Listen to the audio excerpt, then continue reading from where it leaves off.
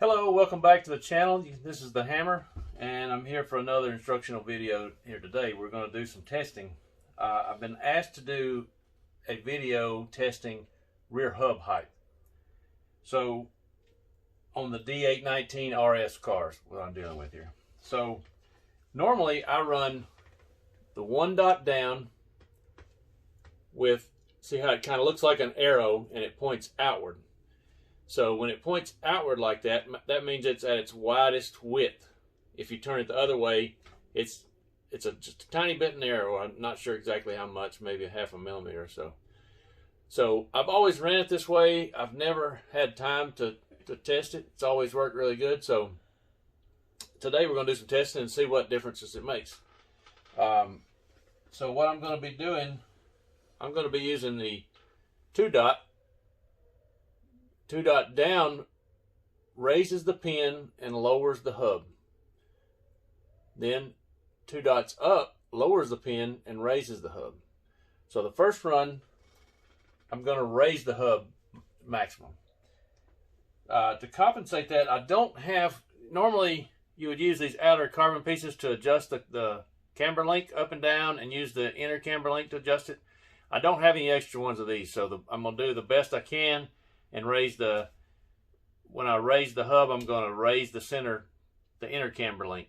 And then that's as good as I'm going to get. We'll still get a general idea of what it's going to do. So, first run, like I said, we're going to go raise the hub, see what differences it makes. Should be, and what the general consensus is, should be that dusty tracks, when it's loose, is when you want to raise the hub. Calms the car down a little bit. Lowering the hub is for high grip tracks. Going to make it a little more aggressive, turn in a little harder. So we'll get this going and get some testing, and stay tuned.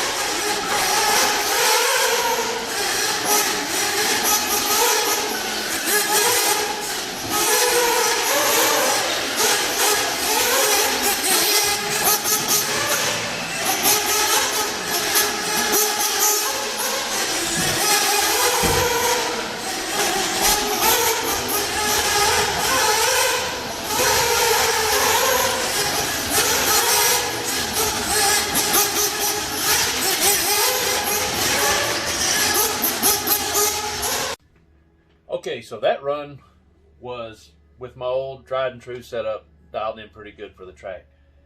It was freaking fantastic. So it's going to be a good way to judge the change that it makes with the rear hub adjustment. I've got a good set of tires on it, triple D's that are in very good shape. So the track is pretty good. So I'm trying to do this fast enough to where the track conditions really don't change. I'm going to use these same tires throughout that process. And so now I'm going to raise the rear hub height and see what happens. So here we go.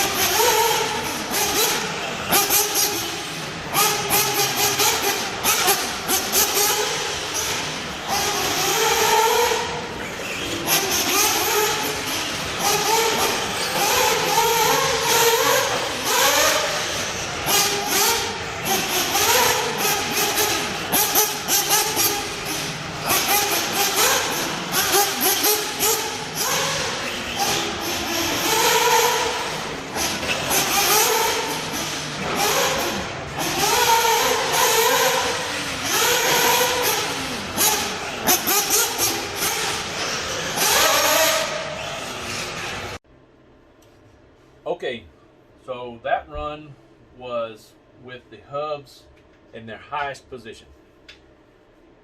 I didn't like it at all. The car did not turn, especially off power, didn't have as much turn in. So I can see why they say it would be better on a low grip track. So the grip right now at this track is pretty good, probably medium to high grip. The car has a lot of mechanical grip, so it should be good. So it was way worse than my normal setup, simply because it just didn't have as much turn in. Sometimes that translates to more on power steering. It was kind of weird because every now and then on power steering it would come out from under itself from the rear end would, but most of the time not. It wasn't really much different. So overall, I didn't really like it. So there'll probably be a situation come up when there's low grip that it might work. Now I adjusted the camber links up on the inner link, because I don't have the adjustment on the outer link yet to do that to compensate. But I think that's pretty close for the amount that the hub went up. I think the one dot or one hole up on the inner is pretty close.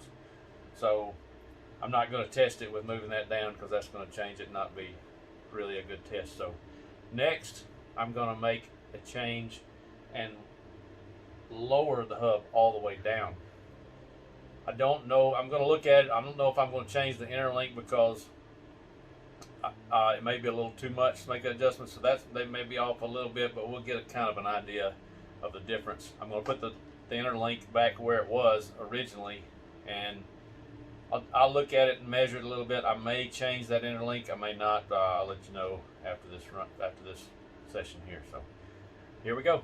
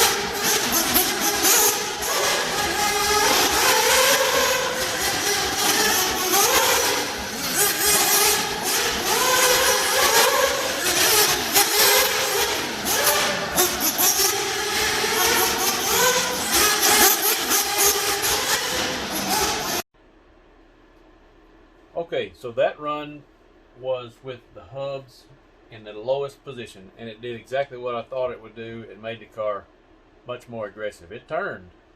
It turned a little too much for my liking on that setup in that track condition. If the track had a little more bite and maybe a little too much grip and you want it to turn a little more aggressive to be a little faster, sure, it would be good. So I think I'm going to go back to my original setting. Now granted, I did choose to leave the camber link in the original location, so the outer camber link was probably a millimeter lower, which is not a super accurate comparison, but it gives you an idea of if I'd have had the outer links to put on there to adjust it with and compensate, I could have fixed that, but it is what it is. A little too hard to drive, so I think I'm going to go back to my original tried and true setting with the pills the way I had them. Just another tuning option, and learn something today on what it does. So you raise the hub, the car gets less aggressive, so probably better for a loose track. Lower it, it gets more aggressive for a high bite track. So somewhere in the middle for most track situations, just like I've been running, is the way to go. There may be a time where you want to use that as an adjustment, a tuning option, when certain track conditions. We'll see. For the most part, I leave mine the same every track I've been to, and it's been great. I make other adjustments. Don't know if I'll ever need that. It's a tuning option. It's there if we want it. So thanks for watching. Make sure you like and subscribe and hit that notification button. See ya.